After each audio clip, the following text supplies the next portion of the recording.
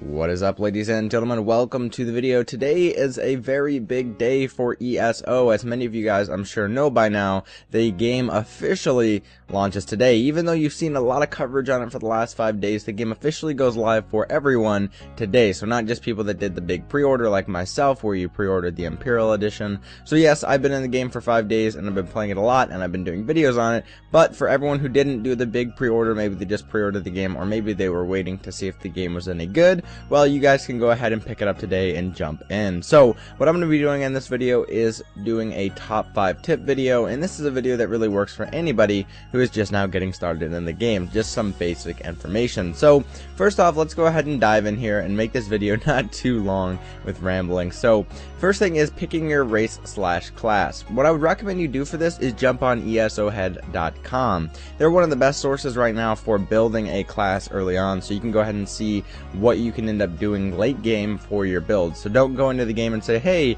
I want to be this race in this class because it sounds tanky, because in reality you can be a sorcerer, tank, or whatever you want to end up being, or you can be what you would think would be a tank, or whatever it is, right? A Nightblade doesn't necessarily mean you're a rogue character. You can really do a lot of things with it. So go in, figure out what racial you want and what race you want based on that racial, and then figure out a class that pairs well with that. It's more of pairing than, hey, I think this sounds tanky, like a sorcerer may sound like a ranged mage type character, but in reality you could make that a tank. Just look at the racials and look at the class and see if they pair well. So just keep that in mind when you're picking out a class, and definitely use ESO Head to build your character. That way you end up building something that's good, and like I said, you can really have a lot of different builds and have a really good character, even though it doesn't seem like that traditional online type of build where it's like, hey, this sounds tanky, it's a paladin, it should be more healy, or whatever it is, right? It's not like World of Warcraft, it's not like a lot of other MMOs out there.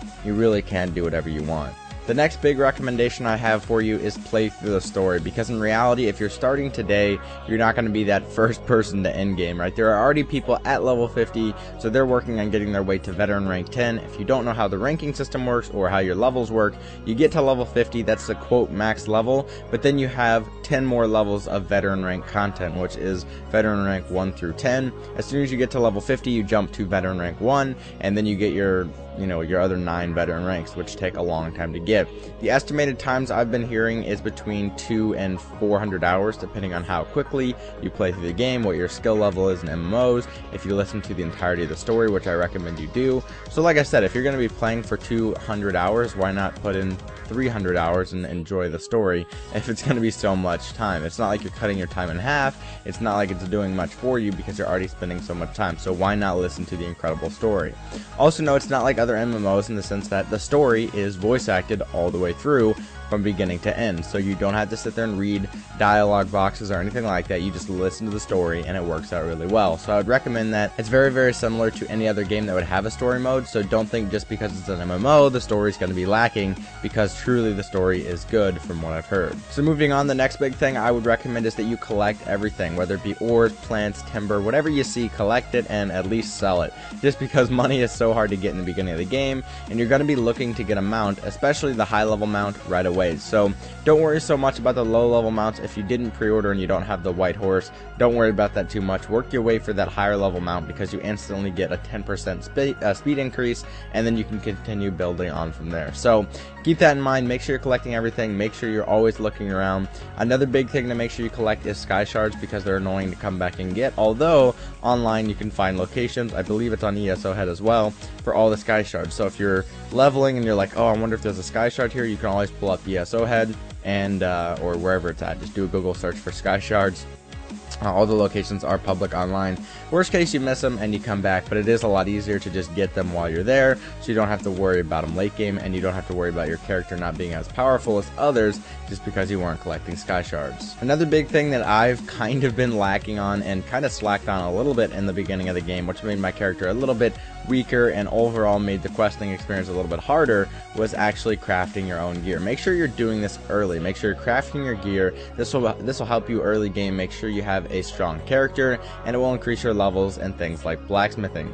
You will get more XP though from breaking down looted gear, so if you're looking to specifically level your blacksmithing or whatever it is, just make sure you're breaking down gear, because you actually get to level up quicker by breaking things down, which is kind of interesting. But do note then, when you break it down, you can also use those materials towards building other things, so it works out pretty well and it will help you level. So first tip there, make sure you're building your own gear, especially early game, because then you can go ahead and not only level your blacksmithing alongside your actual character leveling, but you also will make sure that you have good gear all the time, because you get drops all the time of gear you may not want.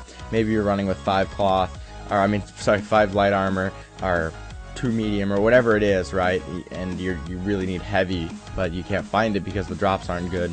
Well, as long as you've been crafting alongside your leveling, you should be able to go and craft something for yourself. And once again, just make sure you're breaking down gear that you're not using, because it will help you level up your blacksmithing or whatever you're trying to level up. The next big thing is actually a leveling thing. So once you're actually in the game and you're playing through the game, make sure that you have thought out something you want to end up doing later on in the game, because what ends up happening is that you have a lot more skills available to you than the 5 that you can actually use plus your ultimate. So although there are 5 down there, and once you hit level 15 you actually can get 2 skill bars, you can just flip between them, you still kind of are in a weird situation where you're like, hey, can I use this skill? Yes. Can I use this skill? Yes.